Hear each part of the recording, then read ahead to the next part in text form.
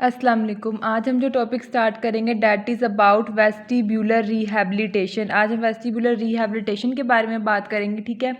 Vestibular rehabilitation में भी हमने वही सेम प्रोटोकॉल फॉलो करना है। हमने सबसे पहले चेक करना है कि किस लेवल का मसला है, ठीक है। अगर तो इम्पेयरमेंट लेवल का मसला है या एक्टिविटी लेवल का मसला है या पार्टिसिपेशन लेवल का मसला है तो फिर हम उस लिहाज से प्रोटोकॉल फॉलो करते हैं, ठीक है। सबसे पहले हम करेंगे पेशेंट की सब्जेक्टिव एग्जामिनेशन। सब्जेक्टिव एग्जामिनेशन में सबसे पहले पेशेंट की पूरी हिस्ट्री आएगी, ठीक है। पूरी हिस्ट्री के अंदर उसके आ जाएगी, उसका परफॉर्मा होता है हिस्ट्री वाला, वो हम सारा फिल करेंगे, ठीक है। उसमें आ जाती है पास्ट मेडिकल हिस्ट्री है, फैमिली हिस्ट्री है, पेन वगैरह है, ये सारी हिस्ट्री हम पेशेंट की सबसे पहले लेंगे। उसके बाद आ जाती है हमारे पास ऑब्जेक्टिव एग्जामिनेशन। ऑब्जेक्टिव एग्जामिनेशन में सबसे पहले हम देखेंगे वीएन को चेक करेंगे, ठीक है। वीएन के बाद हम मस्कुलोस्केलेटल इवैल्यूएशन करेंगे, ठीक है। उसके बाद न्यूरोलॉजिकल असेसमेंट करेंगे, बैलेंस को चेक करेंगे, सेंसरी, मोटर, ठीक है, और मोशन प्रोवोक्ड सिम्टम्स देखेंगे और वेस्टिबुलर फंक्शन टेस्ट परफॉर्म करेंगे, ठीक है। मस्कुलोस्केलेटल जो इवैल्यूएशन है ना, इसके अंदर आ जाता है पावर, ठीक है। उसके बाद हम इसमें देखते हैं कोऑर्डिनेशन को, स्ट्रेंथ को, एसिमेट्री देखते हैं, सर्वाइकल की, ट्रंक की और रेंज ऑफ मोशन चेक करते हैं पेशेंट की। उसके बाद हम देखते हैं कि ठीक है जो सारी रेंज ऑफ मोशन है पेशेंट की वो पूरी हैं या नहीं है। उसके बाद आ जाता है motion provoked symptoms. Motion provoked symptoms क्या होते हैं? जो आते हैं बिनाइन पैरोक्सिस्मल पोजिशनल वर्टाइगो के अंदर, ठीक है, कि जब भी पोजीशन चेंज होती है ओटोकोनियम मूव करके केनाल में आता है, ठीक है, तो पेशेंट को सिम्टम्स आते हैं, उसे हम कहते हैं मोशन प्रोवोक्ड सिम्टम्स। सेंसरी के अंदर विजन आ जाएगा, ठीक है, सेंसरी के अंदर विजन आ जाएगा। उसके बाद इसके अंदर आ जाता है कि जो वेस्टिब्यूलो ओक्यूलर रिफ्लेक्स था उसको हम चेक करेंगे, पेशेंट का वेस्टिब्यूलो ओक्यूलर रिफ्लेक्स चेक करेंगे। मैंने आपको लास्ट लेक्चर में बल्कि फर्स्ट या सेकंड लेक्चर में बताया था कि वेस्टिब्यूलो ओक्यूलर रिफ्लेक्स क्या होता है। यहाँ पे दोबारा ओवरव्यू दे देती हूँ कि इसको चेक करने के लिए हमने पेशेंट को कहना है कि आपने किसी चीज़ के ऊपर फोकस करना है, ठीक है।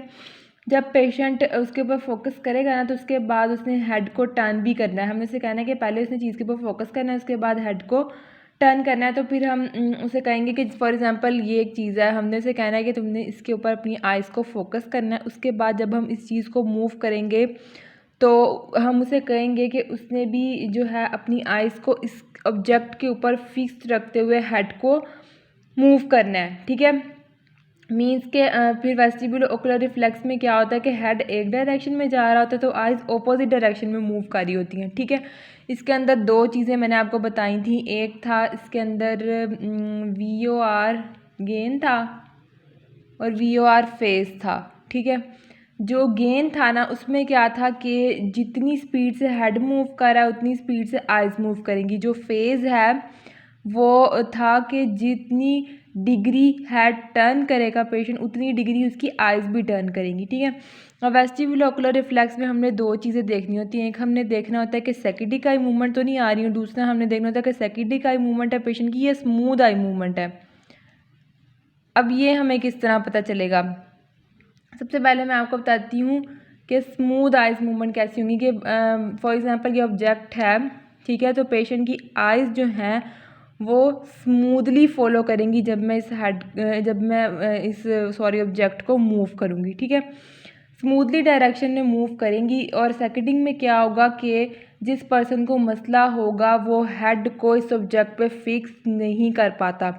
जैसे जैसे हेड मूव करेगा, ठीक है, पहले उसकी आईबॉल हेड की डायरेक्शन में जाएगी, ठीक है, फिर फिक्स करेगी, फिर हेड की डायरेक्शन में जाएगा, फिर फिक्स करेगा, ठीक है। तो आप चेक करते हो कि स्मूथ है या सेकेंडरी का। दोबारा बता देती हूँ, फॉर एग्जांपल ये ऑब्जेक्ट है, ठीक है, मैं इसको मूव करी हूँ, पेशेंट हेड को मूव करेगा, ठीक है, आइज़ उसकी फिक्स नहीं रह पाएंगी, आइज़ उसकी एक दफ़ा फिक्स नहीं होंगी, ठीक है, वो फिर दोबारा से उनको फिक्स करेगा, फिर मैं ऑब्जेक्ट को मूव करती जाऊँगी, वो इसको फॉलो करेगा, फिर उसकी फिक्स नहीं रहेंगी, वो दोबारा से फिक्स करेगा। इसे हम कहते हैं सेकेंडरी आई मूवमेंट, ठीक है। आप पेशेंट से कहते हो, इसको आप चेक किस तरह कर सकते हो? पेशेंट से कहते हो कि वो अपनी आइज़ को आपकी नोज़ के ऊपर फिक्स करे, ठीक है, इससे आप उसका ये रिफ्लेक्स चेक कर लेते हो। उसके बाद नेक्स्ट टाइम आ जाती है ओसिलोप्सिया। ओसिलोप्सिया क्या होता है कि पेशेंट को लगता है कि जो उसके अराउंड चीज़ें हैं वो मोशन के अंदर हैं, ठीक है, वो हिल रही हैं। हिल क्यों रही हैं? क्योंकि जो आपका आई बॉल है वो इमेज को आपकी रेटिना पे फिक्स नहीं कर पा रहा, ठीक है। तो सेकेंडिक आई मूवमेंट होगी, और जब सेकेंडिक आई मूवमेंट होगी तो इमेज स्मूथ नहीं बनेगी, बार बार हिल के बनेगी। जैसे मैंने आपको बताया कि वो इसके ऊपर फिक्स करेगा, ठीक है, फिर थोड़ा सा इसको फॉलो करेगा, लेकिन फिर उसकी फ़िक्स नहीं रह पाएंगी, फिर दोबारा से फ़िक्स करेगा, ठीक है। तो क्या होगा कि वो बार बार हिल के इमेज बनेगा। तो आपको क्या लगता है कि आपके जो इर्द गिर्द वाली चीज़ें हैं वो स्मूथ नहीं है, वो हिल रही हैं। नेक्स्ट हम बात करते हैं निस्टैग्मस की। निस्टैग्मस क्या होता है? निस्टैग्मस हॉरिजॉन्टल, वर्टिकल और रोटेशनल, ठीक है, और मिक्स्ड भी। हॉरिजॉन्टल, वर्टिकल, रोटेशनल और मिक्स्ड रिदमिक आई मूवमेंट्स होती हैं, ठीक है। इसमें दो चीज़ें आती हैं निस्टैग्मस में। एक इसके अंदर होता है, इसके दो कंपोनेंट, एक फास्ट कंपोनेंट होता है और एक स्लो कंपोनेंट होता है, ठीक है।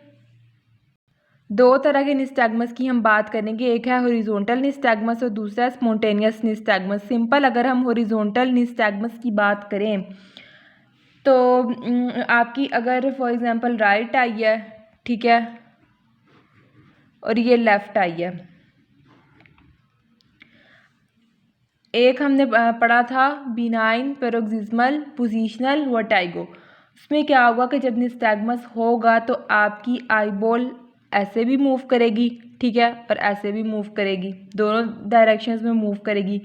लेकिन ये एक डायरेक्शन के अंदर फास्ट मूव करेगी तो दूसरी डायरेक्शन के अंदर स्लो मूव करेगी। फॉर एग्जांपल इस डायरेक्शन में फास्ट किया तो इस डायरेक्शन में स्लो करेगी, या इस डायरेक्शन में स्लो किया तो इस डायरेक्शन में फास्ट मूव करेगी, ठीक है। तो हम फ़र्ज़ करते हैं कि टूवर्ड्स जो लेफ़्ट है ना, टूवर्ड्स लेफ़्ट, ठीक है, इसने क्या किया है? फास्ट मूव किया है, तो इसे हम कहते हैं बीटिंग आई कंपोनेंट। बीटिंग आई कंपोनेंट, ठीक है। अब क्या होता है, ऐसे लगता है कि आई आपकी लेफ़्ट साइड पे जाके बीट कर रही है, ठीक है। लेफ़्ट साइड पे उसने फास्ट मूव किया तो ऐसे लगता है आपकी आई लेफ़्ट साइड पे जाके बीट कर रही है, तो हम इसे कहते हैं बीटिंग आई कंपोनेंट। तो इससे पता चलता है कि जो आपकी लेफ़्ट आई है उसमें फास्ट कंपोनेंट है, ठीक है। अब ये क्यों ज़रूरी है पता लगाना फास्ट और स्लो का? इससे आपको लियन का पता चलता है कि किस साइड का मसला है। आपका जो फास्ट कंपोनेंट है ना, फॉर एग्जांपल इस केस में लेफ़्ट आई है, तो अगर लेफ़्ट आई में है तो आपका मसला फास्ट कंपोनेंट की ऑपोजिट साइड पे होगा, मींस राइट में है, ठीक है। दोबारा बताती हूँ कि आपको इससे लियन का पता चलता है किस साइड पे आपकी बीटिंग जो है वो लेफ़्ट आई में हुई है, वहाँ पे फास्ट कंपोनेंट है, तो आप जो मसला होगा ना वो ऑपोजिट साइड पे होगा, फास्ट वाली में नहीं होगा, दूसरी में मसला होगा। इट मीन्स कि मसला जो है वो पेशेंट की राइट आई में है, ठीक है। उसके बाद क्या होता है कि फिर निस्टैग्मस में आपने चेक करना होता है कि फास्ट कंपोनेंट या बीटिंग कंपोनेंट किस डायरेक्शन में आ रहा है, ठीक है। जो बीटिंग कंपोनेंट है ना लियन, उसके ऑपोजिट साइड पे होती है, ये बात आपने याद रखनी है। नेक्स्ट हम बात करते हैं स्पॉन्टेनियस निस्टैग्मस की। हमने बात की कि प्रॉपर सिग्नल्स नहीं जा रहे होते, ठीक है, उसकी वजह से मसला आ रहा होता है। इसका क्या मतलब है कि जब आप लाइट के अंदर हो, चाहे वो डे लाइट है या रूम के अंदर रोशनी है, तो आपको निस्टैग्मस नहीं होगा, ठीक है। सडन बैलेंस चेंज करोगे या मूवमेंट करोगे तो निस्टैग्मस नहीं होगा। अब आपको निस्टैग्मस कब स्टार्ट होगा? आपको निस्टैग्मस स्टार्ट होगा डार्क के अंदर, ठीक है। डार्क के अंदर आपको निस्टैग्मस स्टार्ट होगा जब कंप्लीट लाइट ऑफ होगी, फुल अंधेरा होगा, तब ब्रेन सिग्नल सही से रिसीव नहीं कर पाएगा और आपको निस्टैग्मस होगा। अब अंधेरे में निस्टैग्मस को हम किस तरह चेक कर सकते हैं? हम इसके लिए यूज़ कर सकते हैं इंफ्रारेड कैमरास, ठीक है। इंफ्रारेड कैमरास हम यूज़ करते हैं और उससे हम चेक करते हैं निस्टैग्मस है या नहीं है अंधेरे के अंदर। और ये जो मसला है स्पॉन्टेनियस निस्टैग्मस वाला, ये 5 से 6 दिन के अंदर रिज़ोल्व हो जाता है।